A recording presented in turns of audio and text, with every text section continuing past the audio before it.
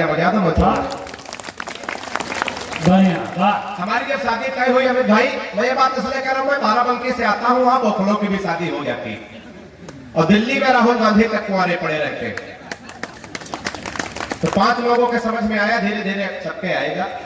तो मैं 4 पंक्तियों से शुरू करता। हमारी जब शादी तय हुई तो कन्या पक्ष से प्रस्ताव रखा गया, लड़का कवि।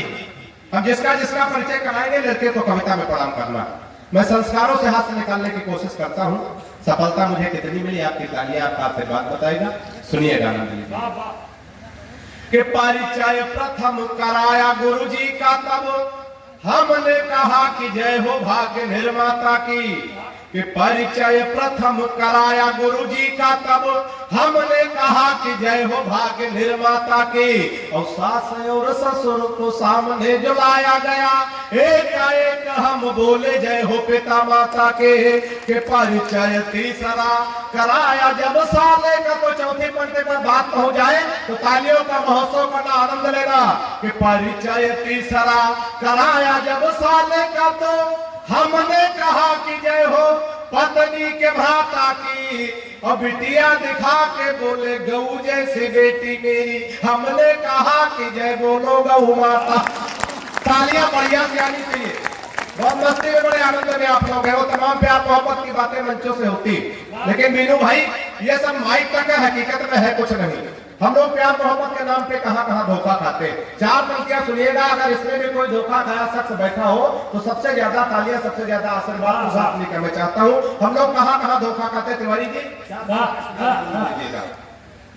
कि फेसबुक पर फेसबुक किया उसका, तो मन के बगीचे में मयूरी बनना चाहिए। कि फेसबुक पर फेसबुक किया उसका, तो मन के बगीचे में मयूरी बनना चाहिए।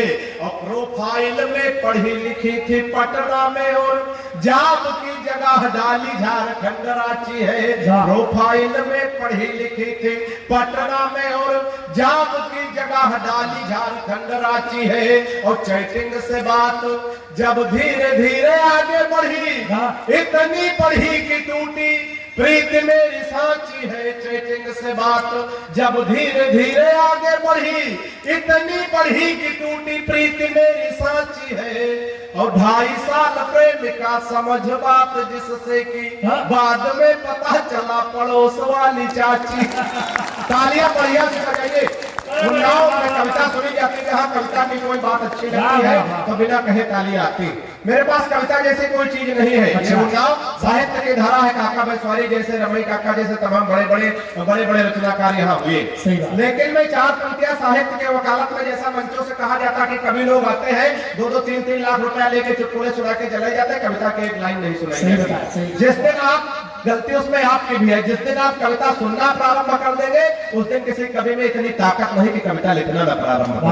तो 4 पंक्तियां में साहित्य को समझते हुए, इन कवियों को समर्पित करते हुए और साहित्य को समर्पित करते हुए 4 पंक्तियां मैं पढ़ता हूँ और देखना चाहता हूँ उन्नाव कविता को साहित्य को प्रेम होता है। 4 पंक्तियां सुनिएगा, कि सोच रहे मंचों पर मस्खरी होने लगी, अब सूर कबीरा की वाणी मर जाएगी। कि सोच रहे मंचों पर मस्खरी होने लगी, अब सूर कबीरा की वाणी मर जाएगी। और नीरज के गीत कवि माणिक के व्यंग, और कविता पवार की पुरानी मर जाएगी। नीरज के गीत कवि माणिक के व्यंग, और कविता पवार की पुरानी मर जाएगी। कविता रहेगी हर काल में सदा। अमर बात पहुंच जाए तो साहित्य के सम्मान में तालियों का महोत्सव उठाइएगा, आनंद लीजिएगा।